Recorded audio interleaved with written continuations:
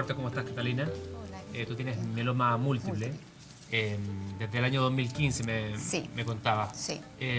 ¿Cómo lo has podido hacer? Porque sé que cada dosis que tú te aplicas es sumamente cara, ¿no?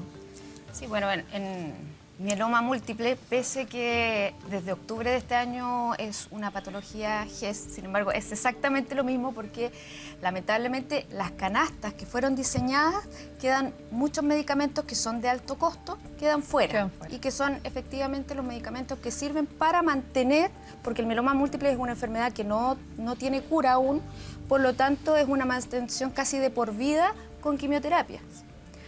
Lo que significa que la canasta está solamente hecha para los 2 primeros años de la enfermedad y el resto queda fuera. ¿Y cómo lo haces tú? Nosotros tenemos Después de tantos años.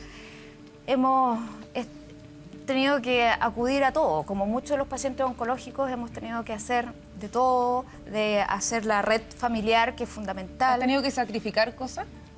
Por supuesto, nosotros nos quedamos sin nuestro departamento, nuestra casa. ¿Tuviste que vender el departamento? Sí, tuvimos que venderlo porque en realidad llega un punto, porque además existe que tú cuando te diagnostican, tú no sabes cuánto vas a pagar al final. Tú no sabes cuánto vas a pagar en una hospitalización, tú no sabes cuánto vas a gastar en medicamentos, porque esa información hoy día tampoco es clara y transparente respecto a las líneas de tratamiento. Entonces, es toda una incertidumbre que finalmente tú vas como actuando en la medida que te van llegando las cuentas de las clínicas, tú vas actuando y vas echando mano a cuando todo ves lo este que estudio, tienes. por ejemplo, el precio de los medicamentos que entregó los últimos días la Fiscalía, ¿te hace sentido con lo que te ha tocado a ti sufrir día a día?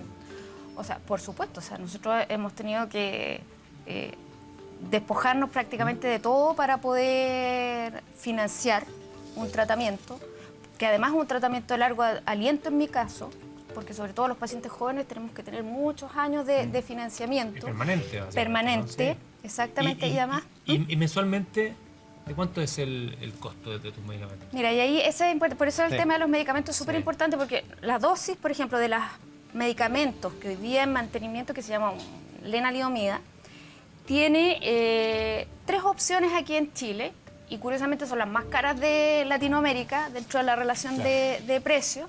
El original, digamos, vale 3,5 millones mensual, que uno tiene que todos los meses estar con ese tratamiento. Hay un bioequivalente, ¿ya? Pero el bioequivalente vale 1,5 millones de pesos. O sea, igual es absolutamente Sigue siendo inaccesible al bolsillo de un chileno promedio. Exacto. ¿Y qué es lo que ha pasado aquí? Que también muchas veces los pacientes han tomado el riesgo de importar medicamentos desde, en este caso desde India, muchas veces como persinándose para saber si en el fondo el medicamento fue transportado en buenas condiciones, si se sabe el lote, en qué Porque es condiciones. una inversión grande. ¿En qué condiciones se fabricó? Claro, porque cuesta 1/3 de lo que cuesta adquirir ese medicamento acá. Y cuando Porque hay tú mucha además- gente que lo trae de Argentina o lo trae quizás de España, que uno quizás puede Exacto. conocer una persona, el amigo del amigo de este que... Pero esto es te puede- India, claro. Aquí en la India ya es distinto. Exacto, o sea, y ahí es donde empiezan todos estos problemas. Además, cuando tú ves que en el servicio público muchas veces se privilegia el precio del medicamento, que a veces puede ser insignificante, 100 pesos, 200 pesos, pero en las licitaciones se privilegia el precio y no muchas veces la calidad o efectos secundarios. O sea, tenemos genéricos incluso que no han sido probados en humanos. O sea, hoy día a muchos pacientes se le entregan genéricos que no han sido probados en humanos. Manuel Nostroza, tú fuiste superintendente de salud. El mismo estudio de la Fiscalía Nacional Económica dio cuenta de que el 25% del costo de los remedios, el 25%, un cuarto, tiene que ver con cuestiones de marketing.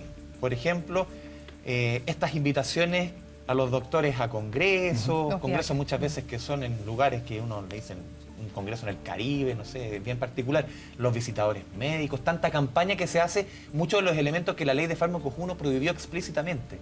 Y de acuerdo al estudio de la Fiscalía, 2018 en adelante, la ley fármacos 1 tiene casi una década, siguen esas malas prácticas. Bueno, yo diría que tal vez lo más importante de este estudio de la Fiscalía es que nos ayude a que los distintos actores salgamos de nuestras trincheras y aprobemos cosas que no estuvimos dispuestos a aprobarse cuando se discutió la ley de fármacos 1, porque el hecho de que estemos discutiendo una ley de fármacos 2 demuestra que la 1 no surtió el efecto y el impacto que se esperaba. Pero hay un mea culpa del gremio. A ver, lo que pasa es que yo creo que los médicos, de alguna manera ya la presidenta Isquia Siches asumió su responsabilidad públicamente y dijo que parte del problema éramos los médicos también. Pero aquí, por ejemplo, los médicos están promoviendo que se apruebe la prescripción solo por denominación común internacional, porque tú puedes nominar un medicamento en la receta hoy día legalmente por las dos vías, por la denominación común, que es en el nombre genérico de la molécula del cual estamos hablando con el medicamento.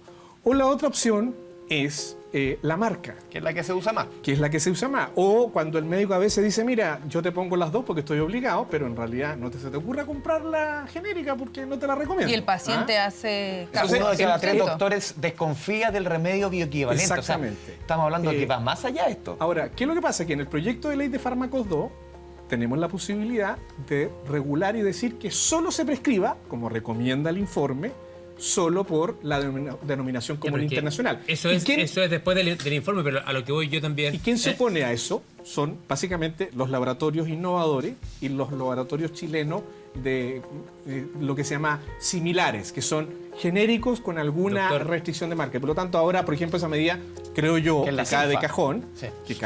que debiéramos aprobar solo la denominación común internacional. Es que sabe que a mí me llama la atención porque ahora están todos como sorprendidos.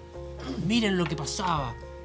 Y era de público conocimiento. populi. Sí. Era super vox populi que los doctores recibían estos viajecitos en estos congresos bien llamativos y que siempre presionaban también y decían, no, tiene que ser este de marca. Entonces uno dice, "Puta, no han visto la cara tanto tiempo". No, lo que pasa es El que... círculo este. No, yo creo que igual tiene que ver, insisto, con que hemos estado atrincherados políticamente. Y por eso que hay una crítica en general a todos los actores en el mundo político, de distintas posiciones, porque en el atrincheramiento, esto que se discutió hace 8 años atrás y no se aprobó.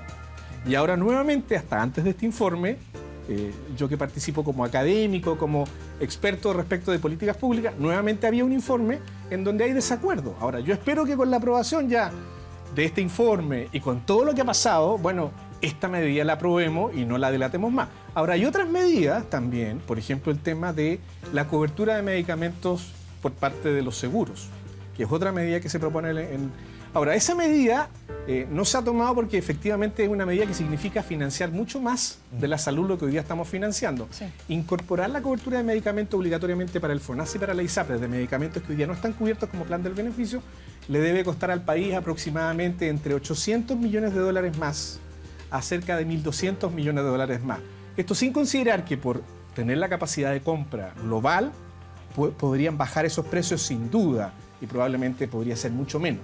Sí. Pero respecto de lo que hoy día pagamos de bolsillo, porque no está cubierto a lo que se podría incluir en un plan, estamos hablando de que FONASA y ISAPRE tendría que establecer esa cobertura. Doctora Carolina, usted había levantado la mano. Sí, levanté la mano solo para que quede claro que desde hace unos 3 años ya existe un acuerdo entre los laboratorios asociados a la Cámara de Innovación Farmacéutica y el Colegio Médico para hacer realmente explícitos todas las restricciones que hay respecto a que no debe haber transacción o transferencia de valor económico de un laboratorio hacia un médico.